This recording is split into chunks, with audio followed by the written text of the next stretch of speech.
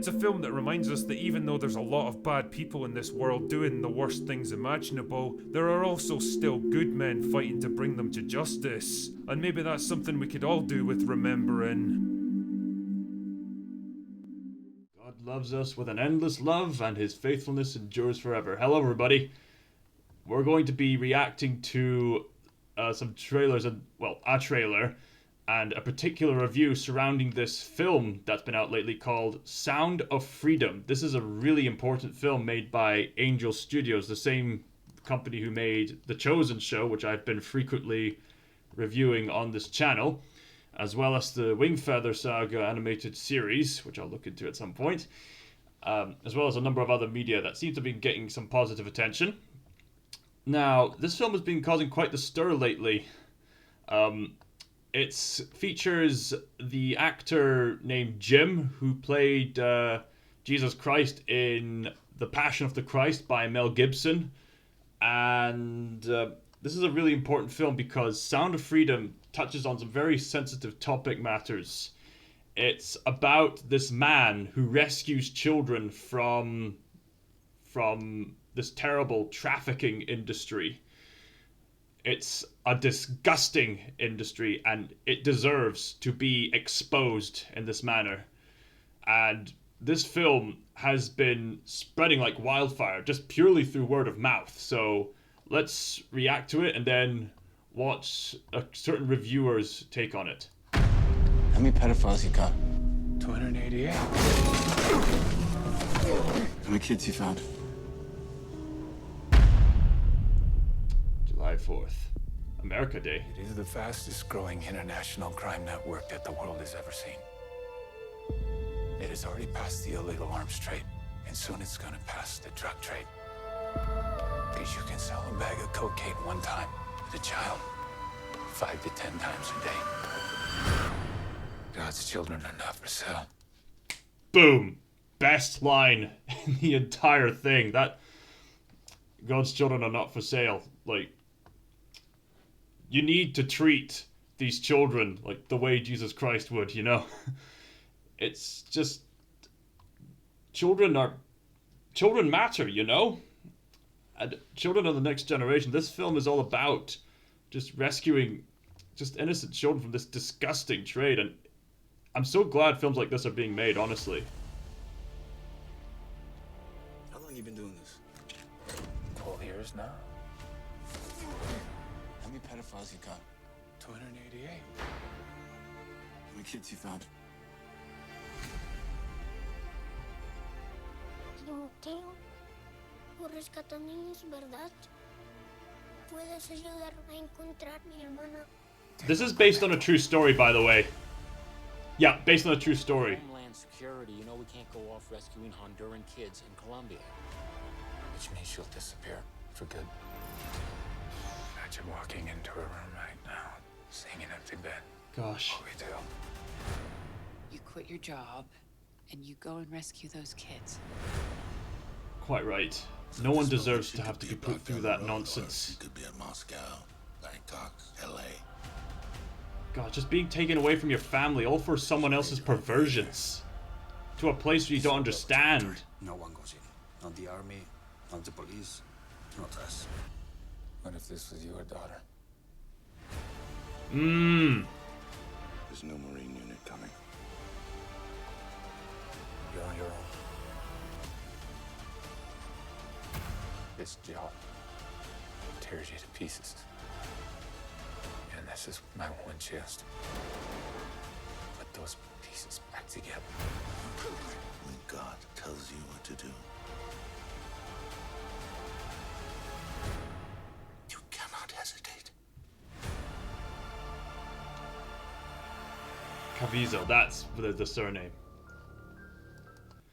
So yes, Jim Caviezel has been making this movie, and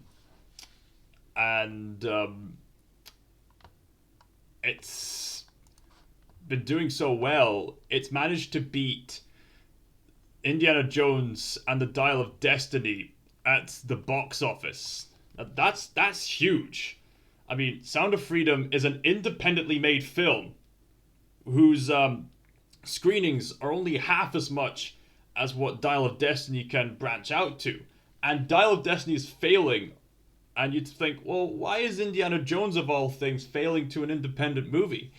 Well, it's because Hollywood has been embracing this agenda lately where they have things that sound good on a surface level, but when modern Hollywood does it, they're taking extremes that's dividing people more than they are uniting people. So, for example, they'll say, oh, women can do things far superior than men can ever do. When in reality, men and women are equals, and society is healthier when you see men and women as equals. Or you'll have people who say, oh, if you don't support Black Panther Wakanda Forever, that must mean you're some kind of racist. Even though even Africans have major problems with Black Panther Wakanda Forever. Yeah, even Africans are saying Black Panther Wakanda Forever was a bad movie with sloppy pacing and questionable character writing. Basically, modern Hollywood is trying to justify their sloppy writing, as well as trying to endorse a dangerous sense of self-indulgence. The reason why I've been recommending people like The Critical Drinker is because he looks through that nonsense and just cuts right to the heart of it. And Critical Drinker has been recommending Sound of Freedom as just today as of recording this. So let's hear his reaction on it. Now, you don't need me to tell you that it's been a pretty uninspiring year at the box office. Yeah, there's been success stories like Super Mario Brothers. Woohoo! Great movie. Across the Spider-Verse and... That was not perfect, but it's gonna revolutionize animation. Guardians of the Galaxy 3. I did a review on that movie also. But generally, 2023 has been a relentless cavalcade of disappointingly bland superhero films, unwanted remakes, and massive failures like Dial of Destiny, Shazam 2, The Flash, and The Little Mermaids. It seems like almost nothing is inspiring people to go to the movies these days. Especially when Indiana Jones Dial of Destiny mainly features Indiana Jones being talked down to by his goddaughter, who's just this obnoxious feminist character who we're supposed to like and we're supposed to root for, but it just ends up as this feminist message that is shoving down people's throats, and even other women don't like it. Which is why so many people, I mean, there's other reasons why they didn't like this movie, like the bad CGI and they're desperate excuses to try to make Indiana Jones as miserable as possible. It just seemed too unlikely for people. They just had enough, and we've come to an age where people are starting to notice these reoccurring patterns of this stupid message that modern Hollywood seems to keep spouting out these days. And so people are finally saying, we've had enough. And now the mainstream media is not their go-to advice for what movies they should watch anymore. Now it's just word of mouth through people like Critical Drinker, which is why Top Gun Maverick has succeeded and is still going in the cinemas, but Dial of Destiny won't. Anyway. But then along comes a little low-budget movie like Sound of Freedom that I can honestly say I knew precisely nothing about until a few days ago, which seems to have ignited some kind of firestorm in the public consciousness and capitalised on the gaping hole left by Dial of Destiny's implosion, resulting in massive overperformance at the box office and a flood of emails practically demanding that I watch it now. Well, never let it be said that the drinker backs down from a challenge. And guess what? Sound of Freedom is really good. In fact, I'd go so far as to say that it deserves the hype and praise that it's been getting, managing to tackle some pretty brutal subject matter in a sensitive and restrained way that never feels exploitative, delivering some excellent performances from a talented cast that don't overshadow their roles, and a storyline that feels neatly grounded in the true events that it's been based on. In short, it's exactly what you'd want in a movie like this, keeping you gripped and tense right until the end, and almost never descending into the kind of extravagant Hollywood tropes that often derail true stories like this. So what the hell, let's dive right in and summarise the plots. The story centres around Tim Ballard, a Homeland Security agent tasked with monitoring and arresting child traffickers across the US. Needless to say, it's a tough job that takes its toll on the man's emotions, but the bigger problem is that for all the criminals they've put in prison, they've failed to recover any of their actual victims. Most of the time it's because they're outside Ballard's jurisdiction, hidden away in places like Mexico and Central America. But when Ballard finally manages to recover a young trafficking victim named Miguel who begs him to rescue his sister, he hatches a plan to mount a massive sting operation that will take down the entire network and save dozens, possibly even hundreds of innocent children. The plan eventually sees him travel into Colombia and partnering up with a former cartel boss who's turned his life around as the men work to set up a false front and gain the trust of the child traffickers. But with his superiors threatening to pull the plug and his partners growing suspicious of his intentions, can Ballard really hope to pull off the seemingly impossible? How much will he be willing to risk to complete his mission, and can he really hope to reunite Miguel with his lost sister? One of the things that really impressed me about Sound of Freedom was how restrained and grounded it all is. It's been classified as an action movie for some reason, but if you're expecting to see gunfights, explosions, and big blowout set pieces, you're definitely going to be disappointed because that's absolutely not what this film is. It's more of a tense character-driven drama, very much grounded in reality, where there's no big dramatic resolutions to the major plot points, no climactic battle that sees our hero fighting his way out of an impossible situation. What we get instead is the grinding reality of work like this, the negotiations and information gathering that goes on behind the scenes, the tough decisions and compromises that have to be made for the greater good, the personal risks and sacrifices that the job demands. You can see the toll it's taken on Ballard, the things he's forced to see that will probably haunt him for the rest of his life, the people he's forced to play nice with, when you can tell he'd much rather be pounding their faces into mush. And it's all hammered home by some pretty harrowing scenes of the trafficking victims themselves and what they're subjected to. I mean, let's face it, seeing young kids being subjected to stuff like this is always going to be a tough watch, but to the film's credit, it never gets gratuitous or exploitative for pure shock value. That is great filmmaking. That sounds like superb filmmaking right there. The ability to balance what you can show as well as what you don't show. I think that's visual poetry, if you ask me, if you get what I mean. It shows you just enough to leave you in no doubt about what's going to happen or what just took place, without feeling the need to show the disgusting act itself. It walks a fine line, but it does it with sensitivity and good judgment, thank God. And big props, Thank God indeed, Drinker. to the actors for their work on this one. Jim Caviezel's had a bit of a weird career in his time, starring in big movies like The Passion of the Christ and The Count of Monte Cristo, but it's like he was never quite able to parlay those roles into mainstream success. He feels like he's been a star in waiting for like 20 years now, but I've got to say, he gives a knockout performance in Sound of Freedom. Like the rest of the film, he's restrained and subdued as Tim Ballard, but he can say a lot with just the slight change of expression or a haunted look in his eyes. He's a man that's seen things he'll never be able to unsee, and it weighs heavily on his soul. He's neatly balanced out by Bill Camp as a former cartel employee trying to atone for past mistakes. He provides a bit of much needed levity in what's obviously a pretty heavy movie, always chomping on cigars and cracking jokes, but underneath it all there's some pretty dark secrets that only come out near the finale.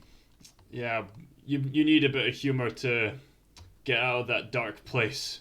We all need that for levity's sakes, yeah. What's almost as interesting as the movie itself is the reaction it seems to have provoked from the mainstream media that seem determined to tear it down at any cost. Which seems strange because mainstream Hollywood had no problem with films of a similar topic matter like Liam Neeson's Taken series in the past, so why are they trying to hide this? I mean, you'd think if modern Hollywood is such prominent endorsers of these big values, they would be screaming to the high hills to endorse this particular movie. Right? I mean, you'd think a movie that sheds light on the hidden nightmare of child trafficking would be a pretty admirable cause worthy of support, but apparently not for the people who applauded Cuties as a bold piece of artistic expression. Why don't they want this movie to succeed? Why is Hollywood so defensive about it? It almost gets you thinking, doesn't it? I'm not gonna lie. That makes me really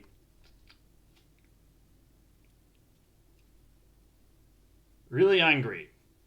like, I want to punch something. Like, if you have any idea of what Cuties is, I've talked about that abomination of a film previously on this channel. Like, why would anyone think a film like Cuties is a good idea? Like, a film like Cuties was a film that was all about the sexualization of little children. Why would you do that? That's disgusting. You'd think if modern Hollywood were such prominent advocates for moral issues like racism and sexism, then why are they trying to censor Sound of Freedom yet try to endorse Cuties? That's disgusting. That is blatant hypocrisy right there. Just keep that in mind. Because if this line of thinking is where I think it's going, mainstream Hollywood is evil. Not all of Hollywood, but the mainstream part of it. Something needs to change. Either way, regardless of the media firestorm raging around it, Sound of Freedom is an excellent movie that kept me thoroughly gripped from start to finish. It's a film that reminds us that even though there's a lot of bad people in this world doing the worst things imaginable, there are also still good men fighting to bring them to justice. And maybe that's something we could all do with remembering. Anyway, that's all I've got for today. Go away now. Thank you, Critical Drinker, for endorsing this film. Thank you so much. It's going to mean a lot to so many people, especially with the fact that you have this big an audience and people who might not have heard about it before are going to go see it now. And I would advise the same for you. I don't know how accessible this film is going to be in the UK. I mean, you can support the film if you want. It'll involve, like, converting pounds to dollars or something like that. So that's going to be a bit tricky. But hopefully this film can come to the UK. So, although, how did Drinker manage to see the film? I'd be curious to find out. But anyway, please support the funding of this film if you can, and if you are able to see it, please go see it. People need this. This isn't just for the sake of it being a good film. This is for the sake of other people around the world who are being actually abused. They need the kind of media that can bring them closer to what is actually wholesome in life. They need hope. And anything that can bring people closer to wholesome relationships, whatever it may be, I'm convinced that anime, video games, films, TV, any kinds of entertainment has the potential to bring people closer to actual well-being. So please support this film while you can. It's going to mean so much. Thank you so much for watching. You're all beautiful. Thank you.